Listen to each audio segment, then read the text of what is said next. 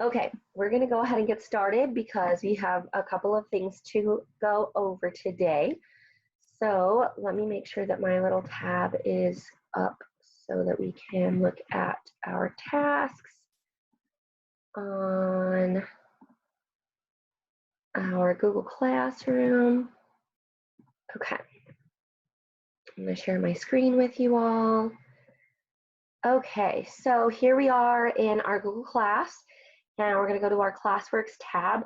This week is the 8th week of online learning, not counting our spring break. So this is, yeah, it's a lot.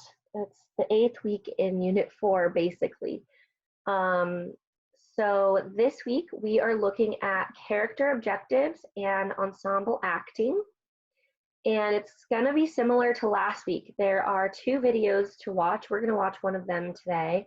And then you have a short process journal entry. I wanted to make this week kind of light in comparison. We still do have this task, but you're just going to go through this short session 8, which is character objectives, and then ensemble acting.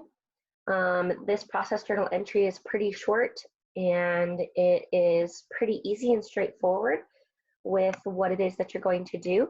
So we're going to watch this video for character objectives today together in just a minute, and then you will be able to explore and create. You're going to just pick one of these scenarios, and then you'll just write down a list of things that the characters might try in order to get what they want. So character objective is all about thinking about the character's motivation. We talked a bit about this before when we were learning about our characters, when we were creating our characters for our puppets. We have to think about their motivation. What motivates them in the scene? What motivates them overall? What are they willing to do to get what they want?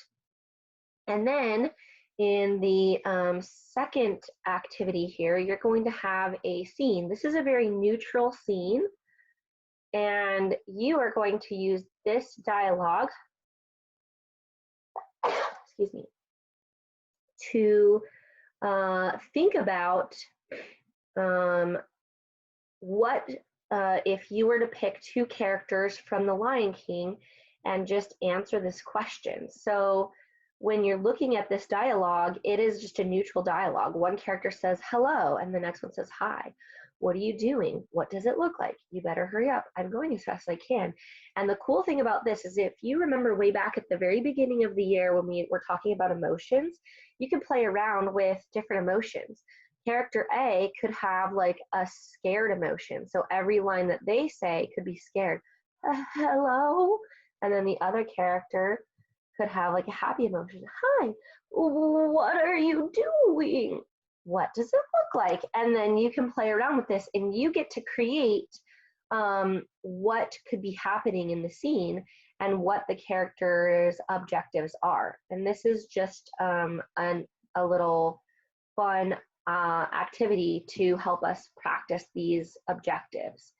And then the last part of this one is called Raising the Stakes, and you'll read this particular script excerpt between young Simba and Scar, and you'll read through that scene, and then you're going to think about what is Simba's objective and then what is Scar's objective.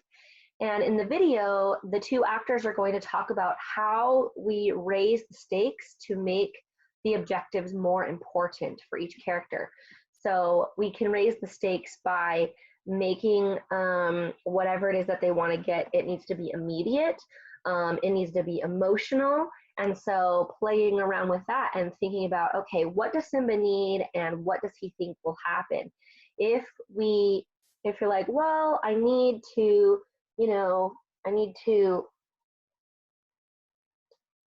help my mom, but there isn't any consequence to that, then the stakes aren't very high. But if I need to help my mom because, she's gonna die, that raises the stakes a lot higher. So you're gonna play around with that a little bit. And then the next part is all about ensemble acting, and this is a really short activity for your explore piece for this session. You're basically doing a little bit of a character analysis like we did before, and then you're thinking about how they move. And the video is going to talk about how our character choices impact the other characters on stage. So that's what we're talking about. Ensemble means group. Ensemble is together.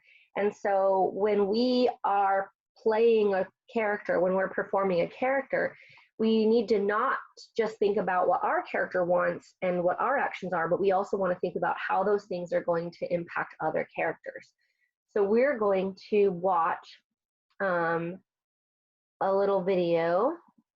Somebody has a question, so let me go to that really fast. Lola has a question. Go, Lola. So when are you gonna do the auditions? Yeah, that. Next week. Yes. So next week so Monday we will not have a Zoom class next Monday because that's Memorial Day. Next week we're going to be talking about technical theater and auditions. And for those people who are interested in auditioning, hi Jacob, welcome. For those people who are interested in auditioning for our small group reading, those auditions will take place next week. So I'll have all the information posted. I'll probably actually post it by this weekend, and that way you'll have plenty of time to look at it. And then those people who are interested will get to do that. Yeah, Lola, go again. Is there singing involved with the audition? Nope, no singing. Can you sing? Yeah, if you want to. Can there be a flip grid on? Can you make a flip grid? Yeah, we can do, once we put the group together, we can figure out exactly how we want to present it. Okay, thank you.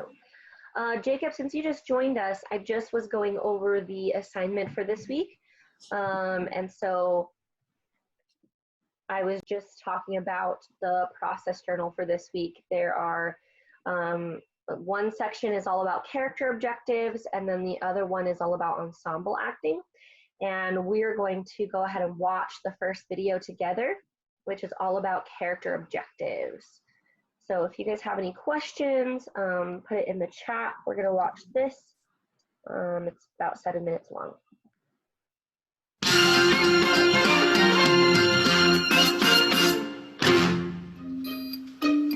Welcome back, everyone. In this session, we'll be exploring objective. In order to perform a role, I need to understand my character's objective, or what my character wants. Today we'll look at how actors' choice, physicality, and raising the stakes inform how actors pursue their objectives. Each character has a super objective that drives him or her throughout the play, as well as many smaller objectives in each scene that work toward the super objective. You can see the relationship of these characters' objective in this graph. In The Lion King, Scar wants to be king. That's his super objective. But in each scene, he's doing something specific to achieve each goal. Let's look at an example from the beginning of the play. Here, Zazu scolds Scar for not attending the presentation of Simba. Scar's objective in this scene is to get the annoying bird to leave his cave.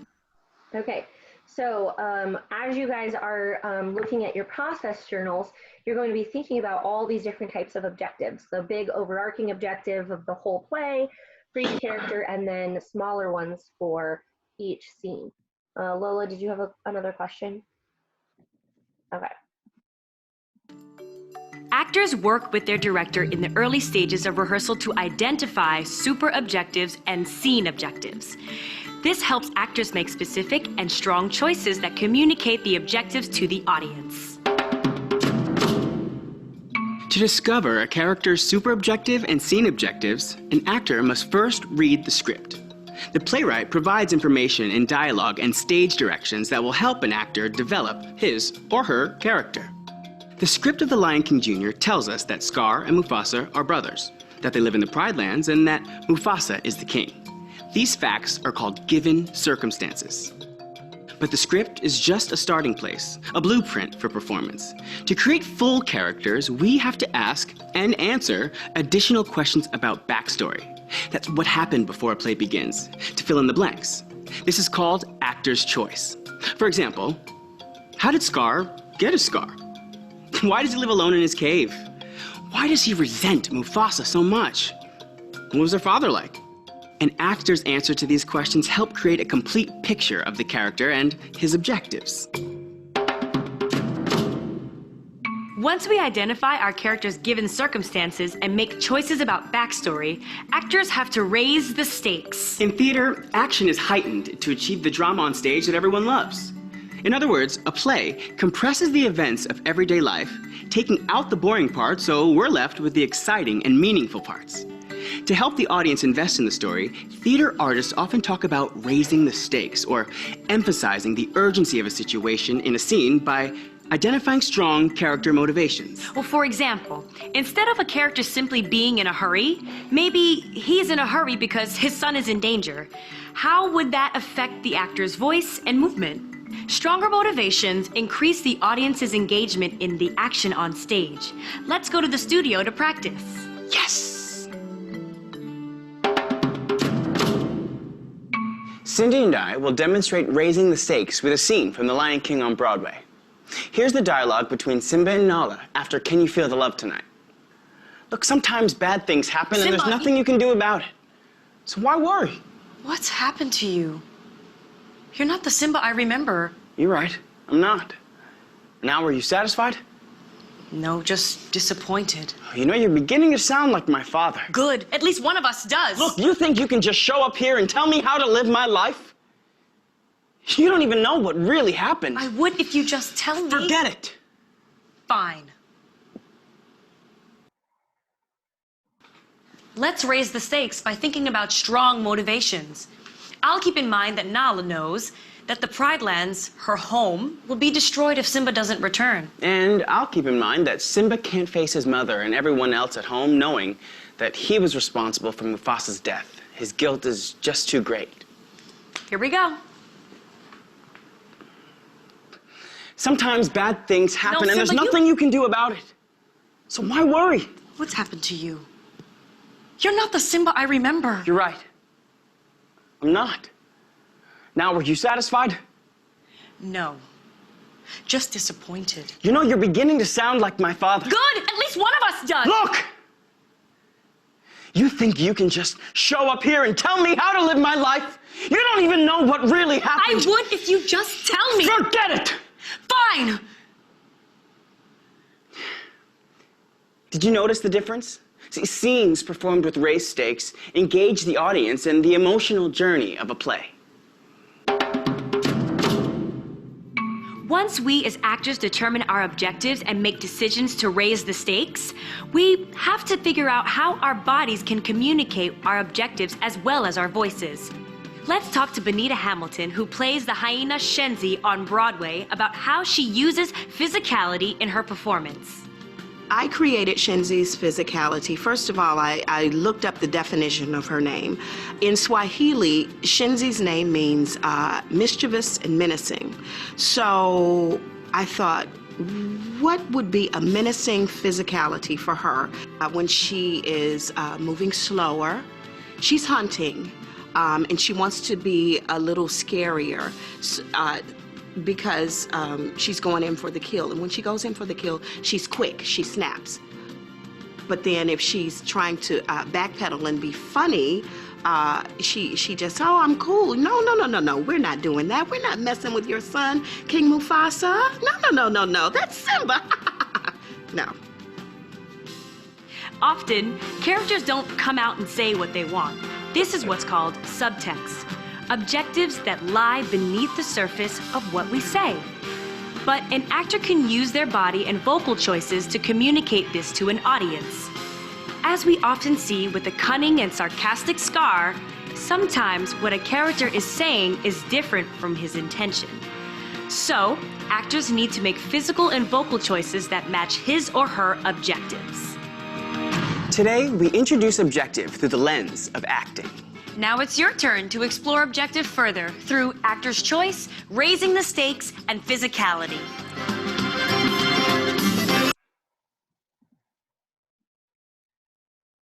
Okay. So if you see something in there, let me know. So we were looking at those character objectives, and this has a big impact on what's happening in the scene, what's happening to the character, and how the character is going to move and act during the scene. So when you guys are filling out your process journal, I want you to be thinking about what it is that the character wants in the scene, what they want overall, and how you can create that. So you guys are going to have the opportunity to really explore that through this section and think about how an actor's voice and physical movement can change the meaning in the scene. Then when you guys get to the ensemble piece, you're also looking at how those decisions and actions start to impact the other characters, because how does the other character interpret what your character is doing or saying? Hi, oh Santi, I'm glad that you made it. I'm so sorry that you didn't get the link and you had trouble getting on, but I'm happy to see you. And yes, you can watch the video with me, or the video is also posted here on our activity for this week. So this week you guys just have these two videos, one that we just watched, and then you have your short process journal. I'm trying to stay on top of your grades so that everybody knows what their grades are. Obviously, when I go through Google Classroom, you'll get some feedback right away. But ManageBack is our official grade book as well, so you might be getting notifications from ManageBack as well. I'll usually grade stuff in Google Classroom throughout the week, and then I post your official grades in ManageBack towards the end of the week. And I try to send out little reminders and notifications about your grades, usually on Thursday afternoon or Friday. So if you want to know like what your official grade is, then you can go to ManageBack. So let me just tell you a little bit about what's going to be happening the next couple of weeks, because I want to make sure that everybody's on the same page. So next week, Monday, we do not have a Zoom class because it is Memorial Day. We will just have our Zoom class on Wednesday. I was going to try to add a Zoom class on Tuesday, but I just think that's too stressful for everybody. So we'll just have Zoom class on Wednesday, the 27th. I will post your assignment tasks and everything early that week, just so that you can access it and do it at whatever time you have, but we won't have Zoom class on Monday. Next week, we're going to be talking about technical theater. That's going to be your primary task for next week. And then there will be an option for people who want to audition for our small group scene readings, which Lola is definitely excited for. Yes, Lola. Is the audition extra credit? So there's no extra credit in MYP IB land. It's just an optional fun thing that you can do to extend your learning. So there's no grade incentive for doing it, but if it's something that is interesting to you, then it's totally optional. So your final summative is going to be connected to technical theater, and that is going to be due the week of June 5th. That is our last academic week. And as I mentioned to you guys last week, our final week of school is going to be a fun advisory competition. The 8th through the 11th, you guys are just going to have different challenges that you're going to participate in with your advisory class. So you won't have any like homework assignments. It'll just be fun stuff. Kennedy, go ahead.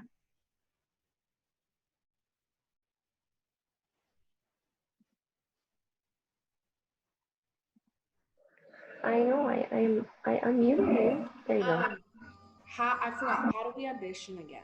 For like the So next week I am going to have a specific task posted on the Google Classroom, and it will have all the instructions of what you're going to do. Basically, you are going to read an excerpt from a scene and just record yourself. I'll have a little Flipgrid and everything that you can do. I'll have different character choices that you can choose from, and then I'll take everybody that auditions and set you up into a small group and give you the scene that you're going to perform, and we will meet like in a small group Zoom and do the reading together and some other little activities to go with that. Okay. All right, any other questions before we go today? Lola. What are some of the challenges on the last week challenge list? Oh man, the list is still being generated, but there's like a hiking one to show like a particular distance that you've hiked, eating a worm, which I think is disgusting. I don't know why that would be a challenge. I can't remember. There's all kinds of weird, there's physical ones like for like physical activity, there's creative ones. Yeah, go ahead, Jacob. Is that for the advisory challenges? Yeah, and that's going to be the last week of school, which is June 8th through the 11th. So you guys will be working with your advisory teachers, and then as an advisory teacher, we'll get the list of like 100 challenges, and then you guys just have to go out and do them and have some kind of evidence that you've done it. You'll submit that picture or recording to your advisory teacher, and then your advisory teacher will tally up the points and turn those in at the end of the week. Lila. So, will our emails get canceled for the summer, or is it still? No. Your Sage email lasts until you graduate. So as long as you're enrolled at Sage, your email will be the same. So we could use it over the summer? Mm-hmm. Yep, absolutely. Absolutely, you can use it. That is, and it stays for like a while. I want to say like even after you graduate, it stays for like 6 months.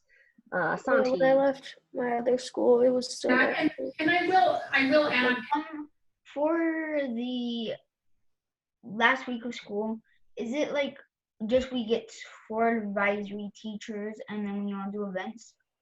Yeah. So you will just be like, you'll get an email from your advisory teacher. I don't know exactly how each advisory teacher is going to do it. They maybe will set up a Google Classroom or a Flipgrid or something. I don't know. They might just email their advisory and be like, hey, advisory people, here is the list of challenges. This is what you need to do to turn in your evidence to me. And then they will give you those instructions. So for me, I think what I'm going to do is I'm going to make a Flipgrid for my advisory. I'll have an introduction explaining what we're doing for that week. I will then email everybody a link to the Flipgrid as well as instructions on how to turn in pictures and videos of their evidence that they've completed their challenges. And then every day I will add up the points so that we have a running tally of how many points our advisory class has. So I think that's how I'll probably do it. So if you're in my advisory, that's what you can expect from me. Merci. You're welcome. I like your hair. That's super pretty cute. Please also get on and double check that you don't have any missing work. I am missing a few things from some people. Excuse me. So trying to see if there's anybody that's missing anything that's here right now.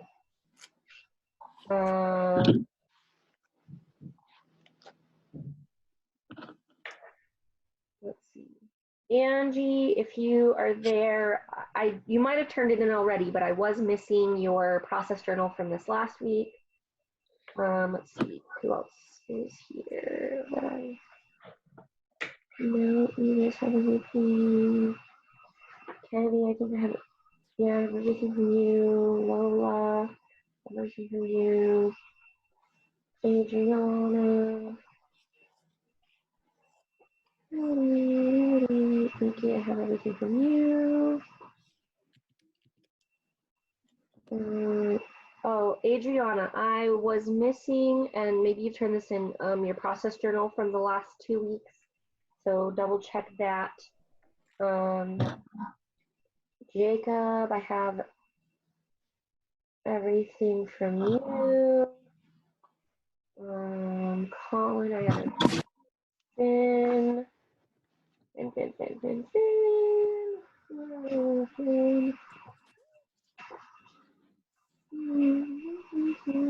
Finn, I have everything from you. Bethel, I'm missing a couple things from you. So double check. I'm missing a few things. So if you want me to, I can email you the specifics. Who else? Jasper, I'm missing your stage direction quiz, Jasper. So if you want to do it or redo it, I'm not sure if you did it and you wanted to redo it. If you guys didn't do very well on the stage directions quiz, one of the things that I've had to explain, let's go to our stage directions quiz.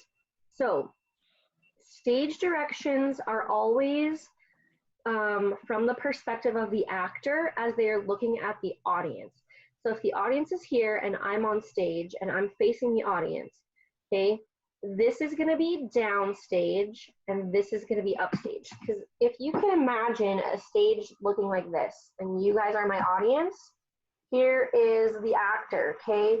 Closer to the audience is considered downstage. Further from the audience is considered upstage, because back in ancient times, stages used to be tilted or raked. So the back part of stage was actually up higher. So when you guys are doing this, this is downstage left because it's from the perspective of the actor. So this is downstage left. This is the left side of the stage. This is the right side. This is downstage center. This is downstage right.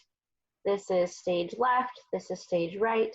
This is upstage center, upstage left, and upstage right. So if you look at your grade and you're like, man, I didn't do very well and I want to redo this quiz, all you need to do is send me an email and I will delete your old one and you can redo it. And you can redo it as many times as you need to. I know that that one was tricky for some people because directionality is confusing. And so let me know if you want to redo it. Santi, go ahead. For, like Lola said, the email, I'm moving schools. Do I still get to use my email during the summer? When are you moving? Where are you going? East.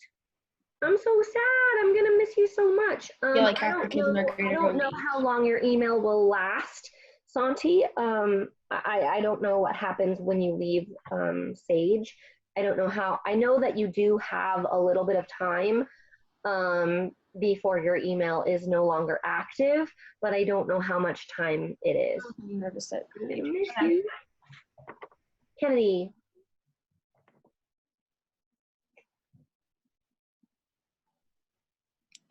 Okay. Oh yeah, I was gonna tell Lola. You can't email like anybody outside of Sage during the summer. Mm-hmm. Okay. Yeah, I figured that out already. And then can we play a game? Can we play a game? No, we're not gonna play a game today. What kind of game would you even want to play? No. Will you at least read the chat? Yes. Oh man. Ooh, I don't know what's happening there. Puppy. Yeah, my puppy is 70. 70. Okay. All right. That's it for today. Please check. Will you read the shared story, please? Not today because we just read it on Wednesday, so I don't know. I don't think anything really has gotten added. So feel free to go in and add some more. You guys are awesome and amazing, and I just miss all of your faces. Jacob, did you get a haircut? Your hair looks really nice. Yes, Jacob got a haircut. I don't know. He was lucky. My family needs haircuts for sure. There's a portable haircut place. Did your mom do your haircut, Jacob? Oh, that's nice. What's your question? Oh, I saw your daughter the other day, yesterday. Oh, where at? By the apartments over near the Sage. Oh yeah, that's where we live. Yeah. Yeah, where do you live, Jacob? Really close to you. Oh, nice. Yeah, I live in the apartments right on the corner, next to the Yeah. bank.